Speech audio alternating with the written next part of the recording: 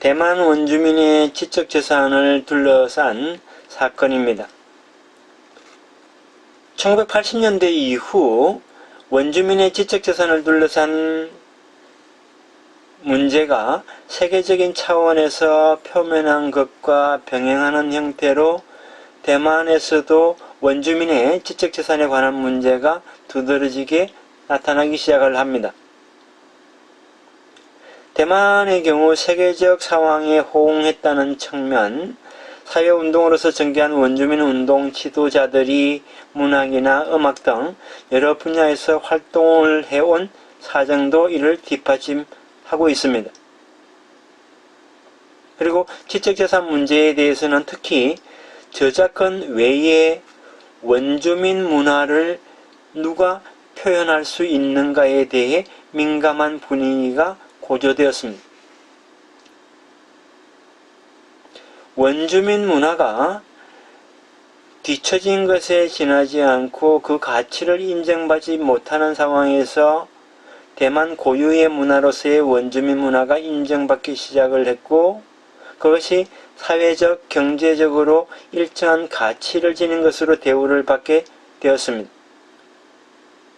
그래서 원주민 문화의 지적재산을 둘러싼 문제점에도 관심을 가지게 되었던 것입니다. 첫 번째 사건이 이니그마 사건입니다. 대만 원주민의 지적재산을 둘러싼 사건으로 세계적으로 알려지게 된 것이 이 이니그마 사건입니다. 이것은 독일의 유명한 음악 그룹인 이니그마가 아미족의 노래를 그대로 자신들의 노래 속에 넣어가지고 그것이 대히트를 치면서 발단이 되었습니다. 노래 공명이 Return to Innocence라는 이 노래 제목은요, 노래는 1996년 미국 애틀란타 올림픽 때 대회 대표곡으로 선정이 되어서 전 세계에 알려지게 되었습니다. 이 이니그마가 Return to Innocence를 삽입을 한 것은 아미족의 디판, 곽경남 씨가 이끄는 디판 등이 부른 할아버지 엄주가라고 제가 번역을 했습니다만은, 라는 곡입니다. 이니그마는 디판 등의 이 노래가 녹음된 음원을 토대로 한 음악 CD를 발행한 회사로부터 CD에 관한 모든 권리를 취득한 다음에 이 할아버지 엄주가를 효과음으로 Return to Innocence 속에 넣어서 사용을 했던 것입니다. 그래서 디판 등은 이에 대해서 이 점에 대해서 이제 소송을 제기했고, 결과적으로 이니그마 측과 합의에 이르게 되었습니다.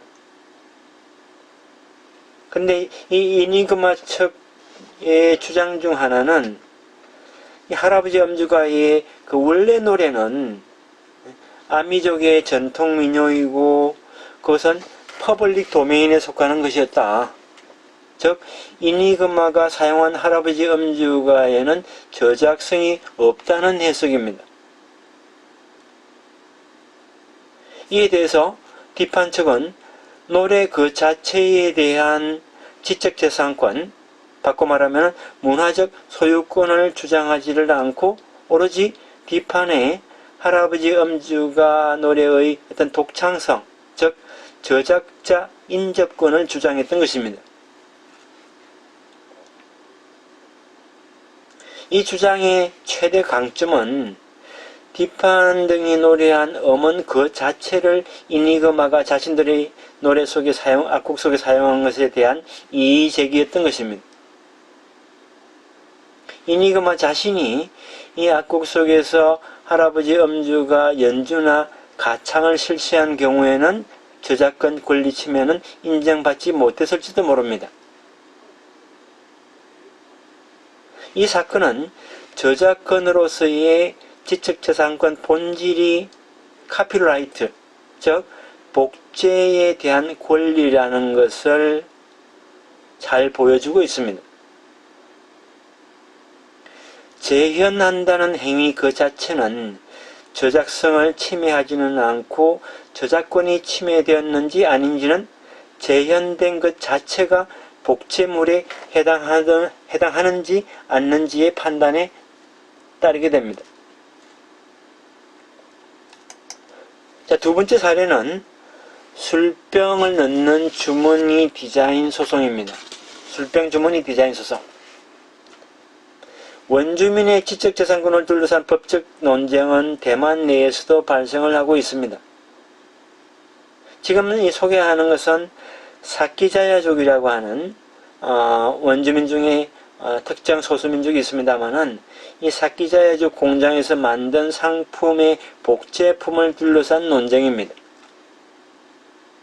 사키자야족에 사는 오스메라는 사람은 2008년에 자신이 운영하고 있는 문화예술 공작소, 이걸 줄여서 공작소로 하겠습니다만은 공작소에서 제작 판매하고 있는 술병 주머니와 똑 닮은 제품이 중국 화련의 한 호텔에서 선물로 판매되고 있는 것을 보고 지적재산권 침해로 소송을 제기하게 됩니다. 구체적으로 저작권 침해 소송이고 저작권법 91조에 저촉되는 사항입니다. 그래서 저작권 91조에는 판매 및 대여를 목적으로 복제 방법으로 저작권을 침해한 것에 대해서 벌칙을 부여하고 있습니다. 여기서 호텔 측이 취한 어떤 대응은 소송을 제기한 공작소의 작품은 원주민 문화에 관한 창작품이고 개인의 발상이나 아니면 아이디어를 토대로 한 저작물이 아니기 때문에 저작권법에 적용이 되지 않는다라고 주장하는 것입니다. 그래서 검찰은 특허청에다가 설명을 요구하게 됩니다. 그래서 그 판단을 요약하면 크게 세 가지로 이렇게 나눌 수가 있는데, 첫 번째는 이 술병 주머니는 의복 형태를 취하고 있고 의복이라는 형태를 가지고 있는 것에 저작권은 적용되지 않는다. 다만 술병 주머니의 어떤 배색이라든지 선이라든지 문양이라든지 또 그 조합은 미술 저작의 요건을 갖추고 있다. 따라서 독창성과 창작성은 인정되기 때문에 저작권에 저촉되는 안건이다 라고 결론을 내린 것이죠. 그래서 이 안건에서는 공작소와 호텔이 제작 판매하고 있는 술병 전문의는 서로 닮았지만은 전부 다가 같지는 않기 때문에 복제품 판매에 해당하지 않는다는 이유에서였습니다. 그래서 여기에 불복을 한 공작소는 지적재산권 전문가 등의 의견을 이렇게 쫙 취합을 해서 다시 항소를 하게 됩니다. 그래서 항소 심의 중에 호텔 측에서 이제 합의 제시가 있어서 결국은 합의를 하게 됩니다. 이 사건에서 우리가 유의해야 할 점은 쌍방이 적용하고자 생각했던 법률과 당사자 간에 생겨나는 일종의 어떤 인식 차이, 어긋남입니다. 즉, 원주민 측에 서 있는 공작소는 저작권법을, 그다음에 호텔은 저작권법이 적용되지 않는다고 판단을 한, 즉, 보호조례에 의거해서 자신들이 침해한 것은 저작권법이 아니라 원주민의 지혜 창작물에 관한 권리라는 판단을 기대했던 것이었습니다. 물론 당사자의 속내가 복잡하게 얽혀있고 게다가 그것은 소송 과정에서 변해가는 것이기 때문에 사건 전체의 해석을 하는 것은 쉽지가 않습니다. 한편 이 문제를 논의하는 몇 가지 관점을 우리가 제시할 수가 있습니다. 우리가 생각을 해야 될 한 가지 첫 번째 관점은 법률의 어떤 벌칙과 그 운용입니다. 저작권 침해가 적용되는 경우는 91조에 의거해서 6개월 이상의 유기징역에 처해지고 20만원 이상 200만원 이하의 벌금이 부과될 수 있습니다. 한편 보호조례에서는 유기징역이 아닌 기본적으로는 민법에 준한 배상 청구가 이루어지고 5만원 이상에서 300만원 이하 범위 내에서 청구가 가능합니다. 또한 저작권 침해의 경우는 다루어지는 사건 판례도 많은 데 비해서 원주민의 전통 지혜에 대한 소송은 이 법원 측에서도 경험이 적고 명확한 결론을 내기 어려운 가능성이 있습니다. 한마디로 말하자면 호텔 측은 재판 그 자체를 애매하게 할 것을 기대를 했고 이 안건을 원주민 문화에 관한 소송으로 하려 했던 가능성이 있습니다. 반대로 공작소 측은 저작권에 관한 소송으로 가져감으로써 저작권 침해라는 명확한 결론을 가지고서 손해배상 청구를 하려 했는지도 모르겠습니다. 게다가 공작소 측은 이 안건을 원주민 문화에 관한 권리 문제에 초점이 맞추어진 것을 피하고 싶은 사정이 있다는 것은 부정할 수 없습니다. 소송 내용에서 이 점을 상징적으로 보여주는 것은 아미족과 사키자야족의 의상을 모방한 술병 주머니에 대해 공작소가 소송을 낸 점입니다. 이 공작소 경영자는 원래 아미족 사람이었는데 원주민 인정 과정에서 사키자와족으로 신분을 바꾼 경력이 있습니다. 따라서 그녀가 만든 것에 아미족과 사키자와족의 민족성이 내포되어 있는 것은 원주민 문화의 권리라는 관점에서도 이해하기 쉽습니다. 즉 이러한 것들이 침해받고 있는 것에 대해서 당사자로서 소송을 제기하기 쉬운 상황이었습니다. 한편 이 공작소에서는 아미족, 사키자야족 이외에 다른 민족의 의상을 모방한 술병 주머니도 만들고 있었습니다. 이에 대해서 공작소 측은 원주민의 민족성을 주장할 수 없을 뿐만 아니라 공작소 자체가 자신의 민족성과 다른 것을 만들어 판매하고 있다는 모순이 생기게 됩니다. 저작권 침해에 관한 소송을 제기했다는 점, 자신과 관련한 민족성에 대한 것만을 소송 제기했다는 점에 공작소 측의 어떤 전략성을 우리가 읽어낼 수가 있습니다. 자, 세 번째 사례로 연인의 밤 논쟁입니다. 이 사례는 한 원주민 마을이 특정 노래와 춤에 대해서 자신들의 전용권을 보호조례에 의거해서 신청을 했는데 다른 마을에서 항의 반박을 한 사례입니다.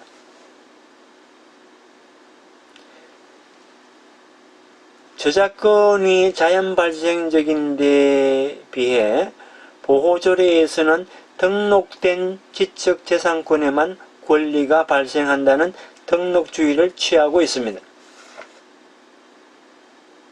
그리고 등록 가능한 것은 원주민 혹은 마을 단위로 되어 있고 복수의 마을이 공동으로 등록하는 것도 가능합니다. 등록한 다음 그것이 지혜 창작물이라고 승인되었을 경우에 얻을 수 있는 것은 전용권이기 때문에 예를 들어서 어느 마을에서 특정 춤이 등록되었을 경우에 그 춤을 출 수 있는 것은 등록 신청한 마을 구성원만이 할 수 있습니다. 2013년 9월 3일에 대만의 대기업인 미드 회사의 대기업이고 미디어 회사인 자유15가 인터넷 뉴스에서 조금 전에 말씀드린 중국의 화련현에 사는 아미족의 한 마을이 풍년제에서 사용하는 중국의 화련현이 아니라 대만입니다. 화련현 아미족의 한 마을이 풍년제에서 사용하는 노래 및 무용에 대해서 원주민 지혜 창작권 신청을 해서 그것이 원주민위원회 심사를 통과했다고 보도를 하게 됩니다. 신청을 한 것은 타마롱 마을 내에 있는 이 화련현 아미족 생활 미학 협회입니다.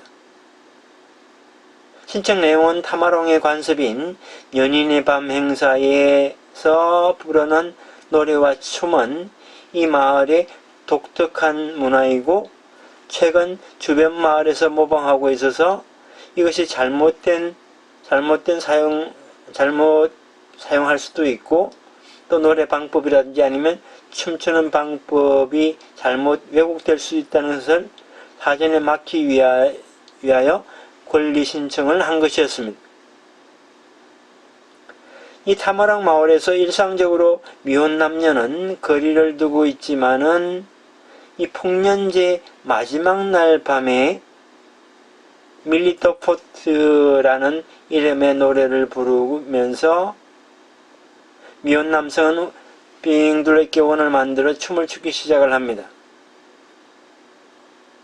그때 여성들은 자신이 마음에 드는 남성이 등에 메고 있는 주머니에 담배라든지 또 작은 주머니를 넣게 됩니다.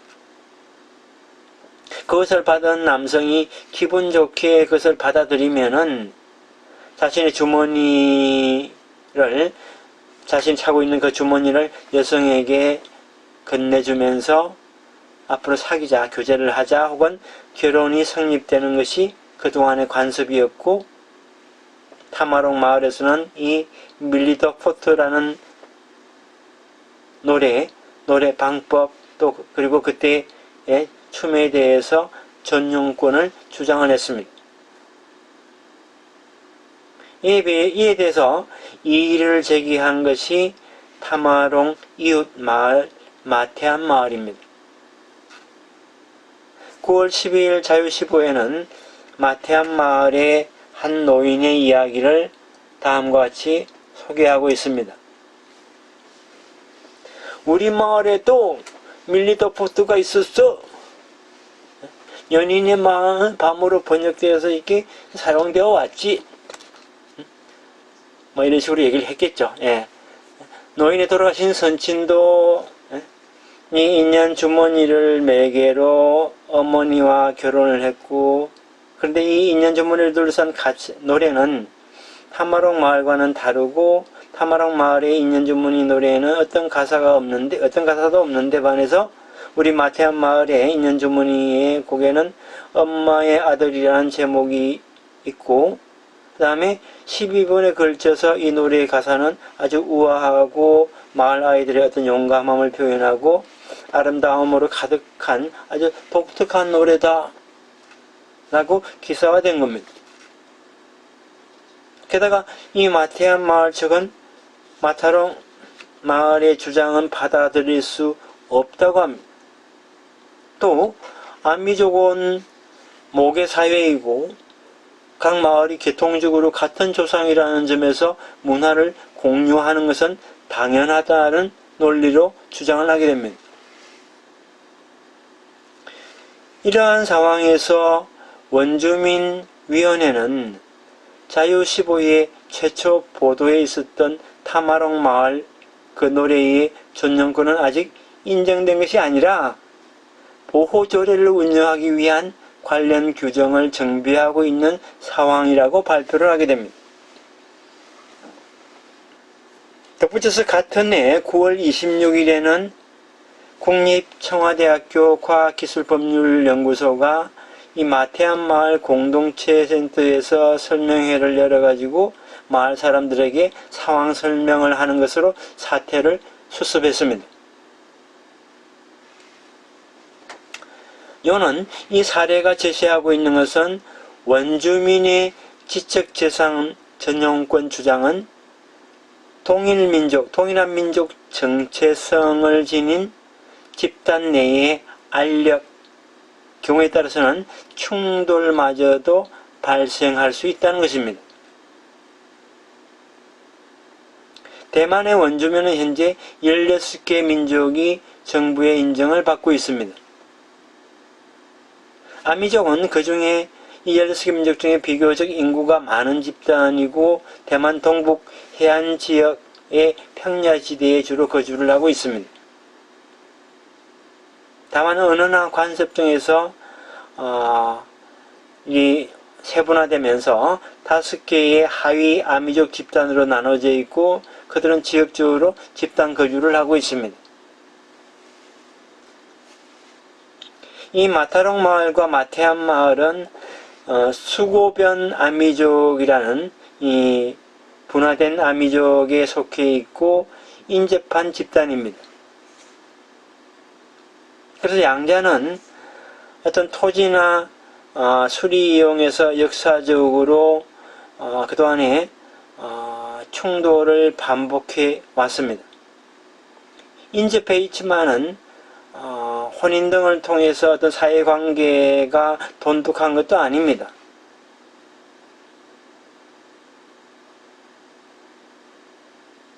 즉 아미족이라는 인식은 서로 공유를 하고 있지만은 마을 간 관계는 특히 어떤 경제적 이해관계가 직접적으로 관계하는 지점에서는 매우 경합적입니다.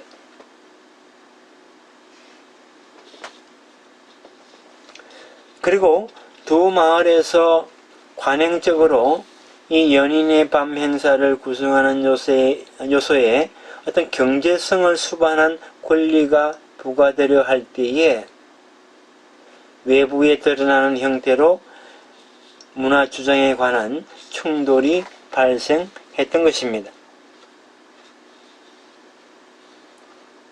자, 그러면은 이어서 이 문화유산의 권리와 민족 정체성 단위에 대해서 살펴보도록 하겠습니다.